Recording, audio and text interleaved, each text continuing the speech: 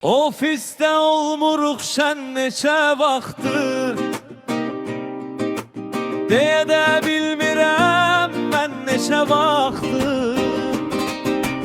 Eyni corabdasan sən neçə vaxtdır,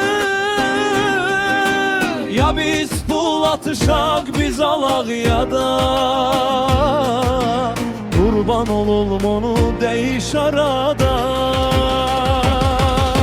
Ad günümə xeyli qonaq çağırdım, evə neçə yaxın uşaq çağırdım.